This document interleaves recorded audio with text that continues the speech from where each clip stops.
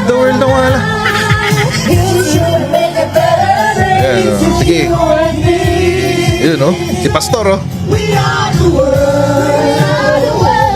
We are the children. We are the children. Nakakadiri si Robin Padilla. Ayun, oh. Mga baliw, oh. Baliw! Sinong Sino ang tunay na baliw? Ayan silang lahat. Hindi na ho siya nahihiya.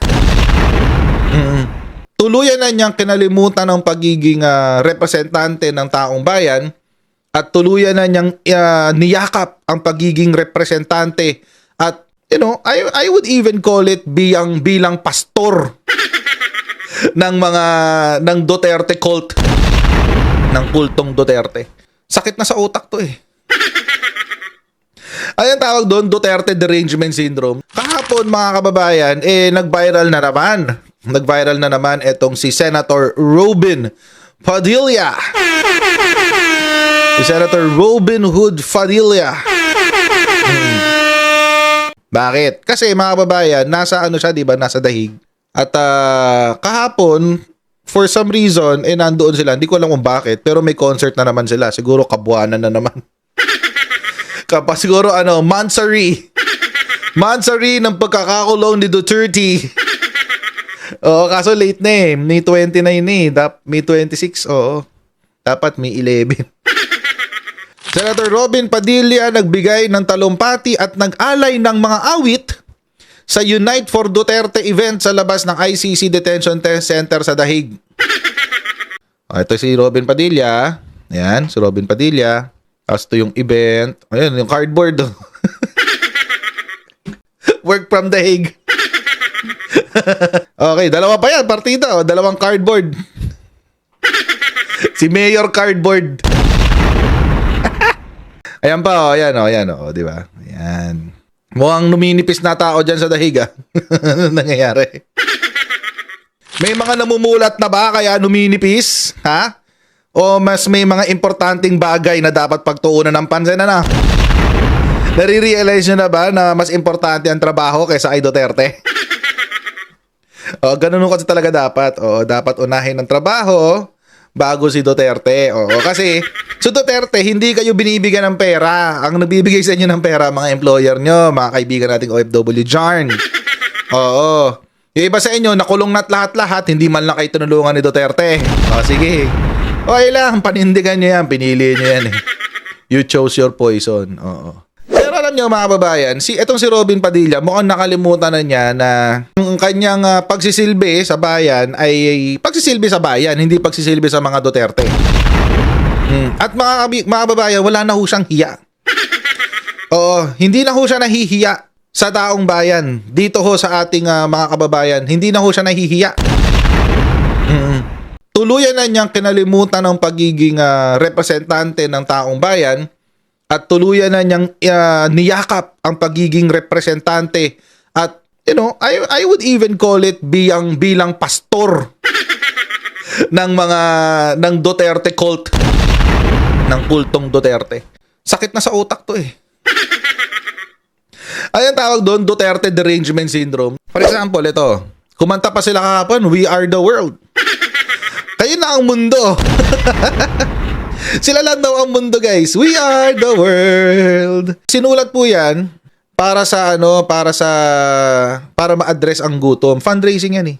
So, yung kanta na ho yan, mga kababayan, it symbolizes yung pagtutulungan ng buong mundo laban sa gutom. Ngayon, hinijack na ng mga Duterte supporters, guys. Gusto nyo makita? Gusto nyo makita kung paano to hinijack? Ayan kinanta ni Robin Padilla, guys, sa Dahig. Hindi na siya Mr. Wonderful Tonight. We are the world na siya. Parang lang manipis na yung crowd, Nipis, Biglang close up, di ba? Biglang close up kasi nipis na, Wala na. Wala na nagbabayad, eh. Wala na kasi nagbabayad, guys. Kaya ganyan siya kanipis.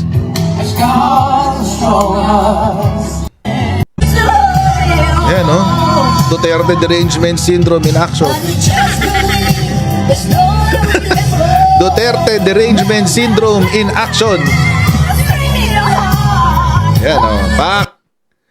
Oh, ayun, sino yun? Grabe naman to. Bakit may ganito? Ano to?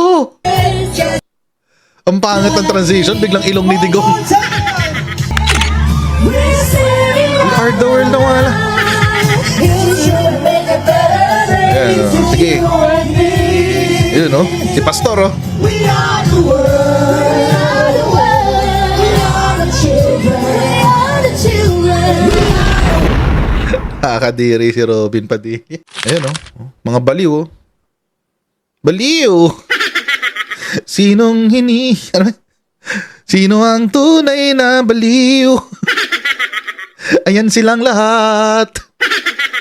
It's official, mga kababayan. Ang mga pag Duterte ka, pag ikaw ay diehard Duterte supporter, isa ka ng medyo nababaliw ka na nun. So, it's pretty obvious na ngayon, mga kababayan, na ang pinaglalaban na dito ng mga Duterte supporters, hindi na talaga yung bansa. Hindi na yung interest ng bansa. Oo, ang pinaglalaban na nila ngayon, mga kababayan, wala, pamilya na lang.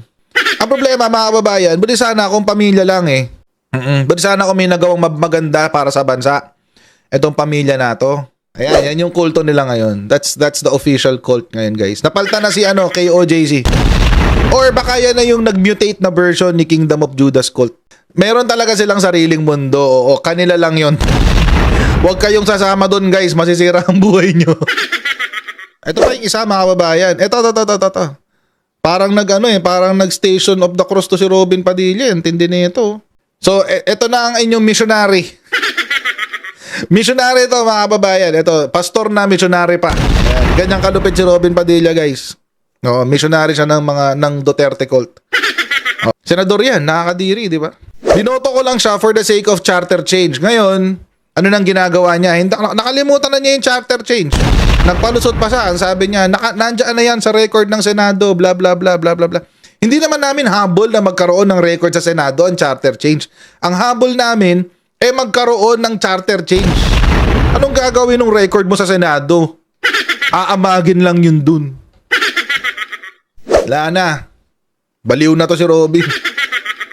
Oh, tinuturo ni Duterte, oh. Oh, tinan mo tong taong to, baliw na baliw sa akin, oh, sakto nakaturo sa kanya. Ayan, oh. Ang taong bit-bit ko ay pangalawa sa Allah sa aking pinasasalamatan. Ay, grabe. Oo, konti na lang, Diyos na siya. Pumangalawa na siya kay Allah. Grabe siya. Tapos sa ilalim, mga kababayan, nakakatawa to. Sinabi niya, kailangan sabihin niya to kasi magagalit sa kanya yung mga Muslim.